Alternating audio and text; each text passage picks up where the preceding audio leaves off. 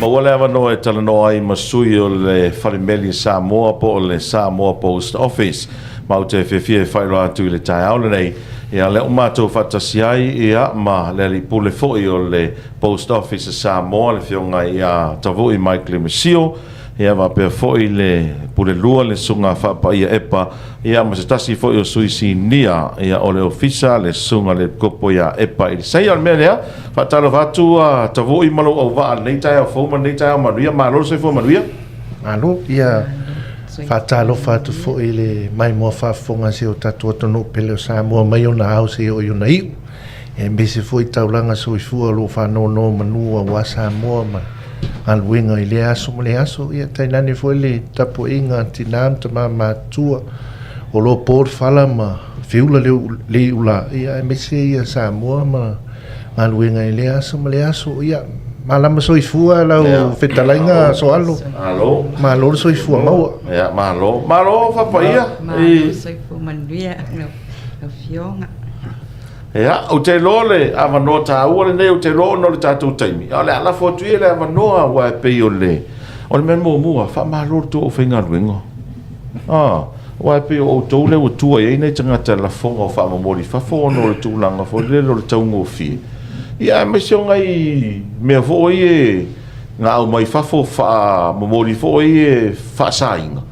Au le mata alia le au whainga ruenga ma a le tiute mai la tofu o lo ngā lulu e nai au to o lo mwhaina maua ma le sao mai nei sa ma lo la mo le sa ma lo la ia o te langona e la wa mataina ia on fa solo to e to langa pe ye e mo le to langa fa tai fo ile mamalo fo e le minsta e me se fo ile committee fa fo e ma le malu ato le office nei ona tulanga ni fa ilo ato le mano tatu tunu ele tu e se me tu na ina ni tulanga moni la ia ono le wanga lu e so tau au ia le office nei po le matanga luenga ia me se fa matanga luenga tuti o le wo ia ato a scanners al tono o le family e se isi ava mo se fuanga e fufu e mai ni tulanga fa pena o le fainto e sao tulanga fa pena ona le wo mana e le MOU le va o le family e ai mai se fu le customs e o se la pasene ato la vai le scanning o mo lo e o la vai tamai o lo o mai ia ele ale tu e la se me fa la tu en fainto e tu pule tulanga matalia fo le office o follow la vai procedures ma tulanga mo fa pena ena ia malu puipuia ia fa moli tangata ia e se fo tulanga ia o tatu fa longo ni vai tau na sa tatu fa longo ina fo i le la fonga fo tono le tatu palmeni ia e tulanga fa pena e moli to fo le nga fa tai fo nga luenga fa pa anga atu o le malo Samoa e tulanga la ia scanners ina mai le wa tatia ma wa sao le me uma e to isi me to e pe tulanga nga to fa po to alo le ia la foto ile va no el tulanga pena il taru tano ngal nei ta fa ma muta vu ima pa ia ma ia ama tamaya fa pa ia pa tsai mo le va no so alo ni tsai au ia o le pa tsai fo ile tua mo lawan fa tsai le tua mo fo ile va no o tatu pelo e ni tsai au manuia ia ai o le a pa alu lol po kala me ni tsai au ona o le toi fa manatu lava o le fa la wiloa le falimeli ia na au onanga o lo fa ia so umalava ia mo le silfia fo el malo le tunu o le wa amatalia fo ile au onanga le al falimeli o le pu e ina le o ata passports mo malo le tunu o le onanga le sa fai mo ia ona taatia le mo se taimi le ala o toi amatalia taimine ia ma o wa ia fo ila vale to tele malo la tunu wa auto va atu ia ai pena toi fa la wi lo atu lava o le un faina po ina ia ta passport i le family e sfulta la ile ia ta fa e tango fie lava family a lua ta valu tala ia pe o le tele fo ila o isi me fe o visa requirements e mana o mia le digital passport photo ia o mfai fo ina file o nanga le il family isi taimi vave o le isi o nanga toi fa la wi lo atu fo i ona pe ele o sila pia le malo le tunu ele am tala e e mpaina whaatau lau mtala I tono whalimeli. Okay. E mpaina whaona tonge lau cash power, e mpaina tonge lau pilo le vai. Yeah. Pea e stua toi whaatau sau mtala I tono whalimeli lea ia pia, al matawhele. O le isi fo I au onanga e toi whamanatu atu pele malo le atunu. O le au onanga le o le motele sa la whai. O le iai le mato au onanga le e tau o le domestic o le domestic delivery service. E mawhai o na momoli mai e sau wha momoli e avane I whalemeli e sa le longa po tua sivi, whangamalo, a sau, sala I lua. Yeah. E fia momoli anga I le isi po fia lavala la whanga I tono o sala whai. E lua sfulta la, e mwhai foi o na ava e so whalemeli lava na ai fia momoli mai nei ia pia. Yeah. E lua sfulta la foi lava. Ia ai o nanga ia, I tau na whamanatu atu le atunu, ma le tau malanga mai I nei I upolu. Ai momoli ane I se whalemeli I sala whai. Ia ona moli mai la ia nei upolu a whainga tāfo I la ile a inga ona malanga mai I matawhele e piki atu ai le whamomoli lea Mwhai lawa na longo mai le ofisa po ofele ala whanga e mwhai lawa ona moli atu iai le whamomoli lea I lo le toi tau sau ne ia pia piki atu ai ia pia le whamanatu atu le na o le isiwi au onanga o mato pusameli ia o pusameli fo I o lo tele lawa pusameli malo na o ngā o le taimi fo le nei le tele o visa e talosanga e mana o mia le whaamao ninga pealele o se mea whateita inga e whai mai e avatu se mea whaamao nia I o le te no fo nei Samoa peila o le pili vai e iailo ala la whanga I lungo o lo pili vai pia whapia o lo suafa le alu I la whapena fo I la le whai o lo pusameli e iai lava lo suafa I lungo lo pusameli ma lo ala la whanga whaamao ni ai le te alala lava I nei Samoa ia e au ngā lava le whai o lo pusameli le atulanga ia ai mai se lava e fia au mai lo whaamomoli mai au a inga I New Zealand o isi atunu ai o lo iai sau pusameli whaaffaingo fie ai o na matou tu ua le kade advice ai oi na aloa susua tu lava tala au atu kilo pusameli maua lau kade tu tonu e te alwane ai le official tutele a lava I tonu le mata officer ia e release atu ai lo whaamoli lea o le au nanga tāua lea ia malisi fo I mea mātou te whaaftaia fo I mātonga lueng whapaanga ma le MCO ona wale mawhai lawa ona toi whaia se pisinisi pe ale le a se company e au noa ma le pusameli ia o le alai toi whaalau I loa atu ai pea o lo tele lawa tātou pusameli ia e tala au atu e whailo pusameli na o se lau ono sfulta la I le tausanga e se lau ono sfulta la e whai e lau pusameli ai whatu atu tongi lau pili whaatasi le tausanga whaataita inga a whai nei lau pusameli fōu nei atu tongi a lau pili ia Januari tausanga fōu se lau tā la ia o le isi fo ia toi whaalau I loa mpa manatu atu o lo tongi pili moli to tongi pili vai I tato whalemeli umalawa I sala whai ia e tala awa ni e whawhaingo fia ele ma uaine I tipi atu lo paipa ala i whalemeli o I sala whai e te su atu ma tala awa tuai ia e tongi ai au pili vai ia pe o onanga ia le whamanatu atu nei taimi ia ma le whaaloa lava malo tele au onanga whalemeli li pe ona tō lau e whapa ia nei taia o le makua kele Makua mangai a koe au ngā moka kangaka sila fia fo el mangulau ki el kako malo ia whawhaingo fia me mo le kangaka e rangai accessible le kangaka o le kulanga ngā kako whalemeli wa waso ia ka ulor whalemeli longo fia kangaka ka ua Samoa Post pi ka ule iloa kangaka Samoa Post ka ua ulor whalemeli ma loa kangaka kulanga whapenga pi se mianga kulanga whapenga koe whaupopo koe fo ile ngaluenga I whai kako Samoa Post o lo iei fo ia whikalangoa inga ma le UTOS o lo iei le kemingei ia embase fo ile koe kalangoa inga ma le LTA I so swangi whanga le whainga whapaanga lava ma le kako Samoa Post, Paul Whalemeli. Ko langa la ia whainga whaimeri o temporary license ma me whapenga e lalo ranga lua inga ia whaingo fia kakango mai i e laka e mise lava kako kulisi. Wau ke lea kusipio mai haia ka awari, ngo me lola ia se me laka e PM i o temporary license. E mo le koe whalengang whawhakai le whionga ka mai kai pule. Ia le kulanga whanga ka kala whi ngalo ia mga lue so kau au fu i kulanga lea o le kako Whalemeli kongo Samoa. Pako whaupopo kwa i le kako au nganga lea domestic.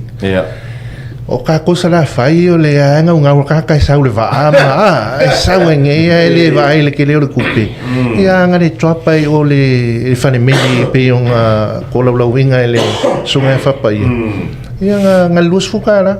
A le mamafa le o le olofa mo le whenga mai. Ia mai e le kasi se kalkolus full kilo. Okay. Whawhengo fie e foi o lau nganga e whawhengo fie. Pea un whea ko le mangulau ki e malo. Ia make sure... O a foi aso e sau kiriva me sa vai? E pa? La solulu. La solulu uma? La te mo la solulu la va e sau vai? Talo e sau le va ausu ia rato... Ok. Rato me. Tau nuk mai foi la ia lia. O le taimia tau nuk mai ei. O le taimia foi la e whaina distribute i kua maa. Mau tangata na whamori te mi tau no mai. Whawhia tūranga voi le pia whapea a mai sa vai. E ingi kōpu sa isa voi le kū. E ingi mea voi e whamori a mai sa vai kai pe ongi i a. E ingi eisa voi le au kō e kū oi. A foi o le vaenga tā wan naura o nangar Whalemeli. E makua wawe ai le se kuai. O le ke mea kau mo mai ai. Arusa o a kiriwa ia pe longo fo tangata e tauna ona pipi whamori le te mea. E tau ai. E wana te mau atu sau le tau le solulu. A wana o inga a whapeta ke di fwe bifola ka whamamori a o kou i rea whiawhio le solua. Po leo a uri o le solua. Ngi mea kau ku aisa. O la... Lai, o lai e pusa isa umo e o le tatu Whalemeli. E ai fika e kulanga wakwaku i ngā ingo lolia le kai au le solulu e ia ngā mai lola i le wha i kulanga whaanga le nae lava ma kāpinga le kulanga whapinga.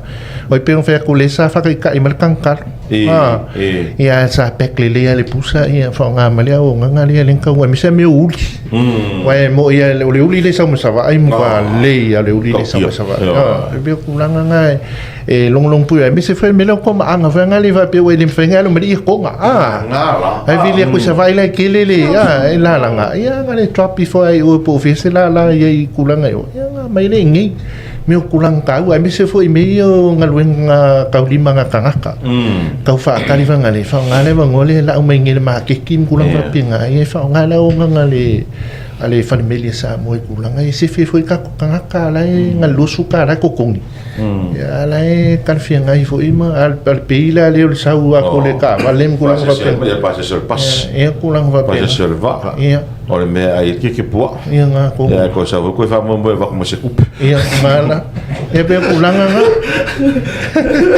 O ai se va na taua e pa te fa popo mai tau tanronga nei tau fa mo mo. O le si vanga tā ua le nganga whawhtai e tauna moli le atunu. I le whaongai no le Whalemeli mo whamori awe whafu. E tau lo le Whalemeli pe o na tā ua le polisi. Ia tātou tāl noa i tūlanga tau tusi. Ia o meli fona le whea i le atunu ma le atunu. Le tātou te matai tu ina le Facebook, ma tātou whapea i fōle wei te konolosi whanei ona po. Ia mo si fia o le whaonga le Whalemeli i vaenga fona le o le mo mia e atunu i whafo original o pepa i mo. E le mo mini copy fona le tapu e pe fax. E whapena fo nei, o le tūna o le o nanga ai mese lava koko Samoa. O i e tonga, i o tūlanga ese. I olo whatino ina tono o Whalemeli. Ai mese o temi nei, o le siva anga fi whailo atu. Ia sa o le leile address e awe o tato whamuru. O le siva anga na e ono tuai o na mua le tangata le i whafu. Po nei fo, le sa o le meri. Ia sa o le address e tauna luai. Ale o na fo, i mane fo e tusi ma le telefoni i pito i laro. Pia wha peo se whamoli le sa mai nei. Ia sa o le telefoni wa ata nu, ia o le si opsenga mwhaina longo tangata. O le video le telefoni.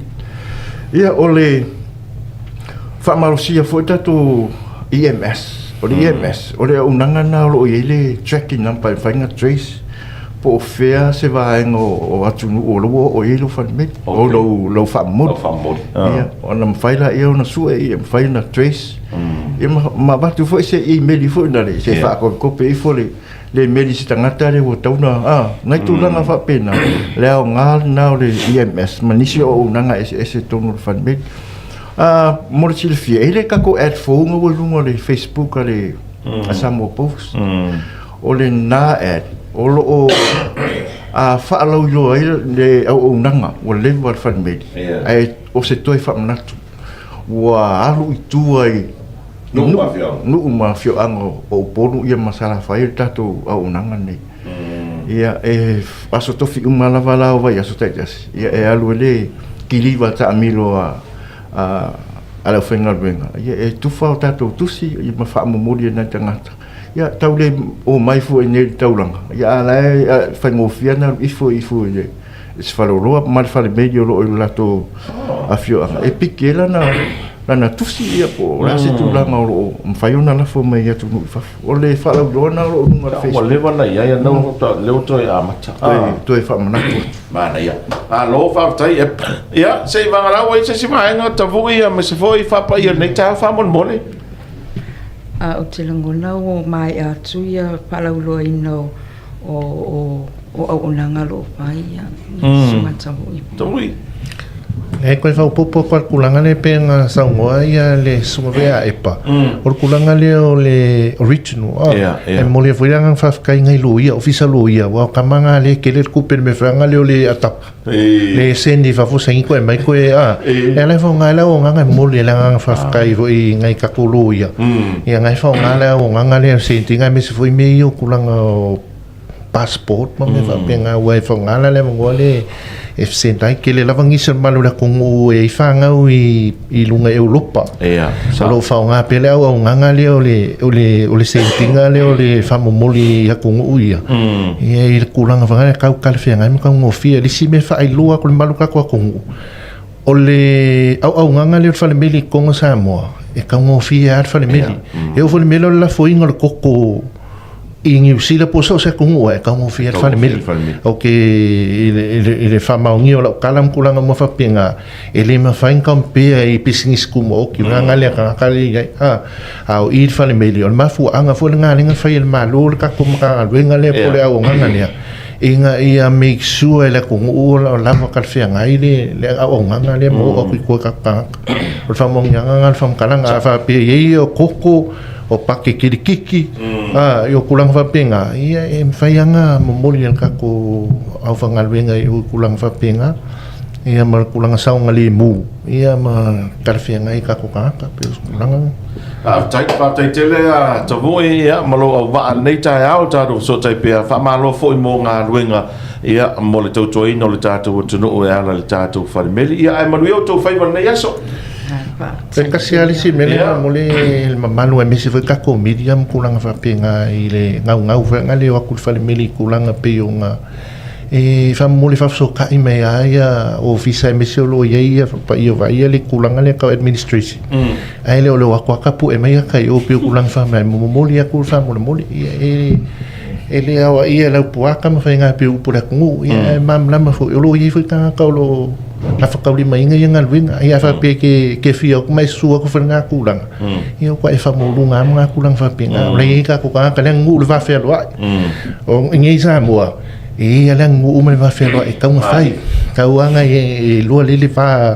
ka pu ia mo le me alo la kule ia ko ko pu e ia ngai sa le fa lo ia ko sa le wa e fa mo lunga ke e mo le ko le nga fa pinga ia le asa foi se fai va mas masalo pe le upu ia e long pueli o anga au nganga ma ko fa ko ise ko malu la ku pe fa pele ku sa im kulang fa penga ai manga o mil ka ko ngal lu fa kasi ia mo si sa mo manguia kai pe o le kulanga le ka ma fa le kulanga le o le sa mo o fa le milia oi oi a fa le ke mo se fa mangu oi ia kulanga nga sa mo o pe kulanga nga ka lo ko le nga mamalo ka ko ko moli lang ang fakai la ufika lang soal ya mesi fo ia sa mo fa fonga mai ka ko kala milingia sumala nga kumul falo e mesi fo ilwa manga ia ki mi ka ko kala me or ka riva na o ko wale o vai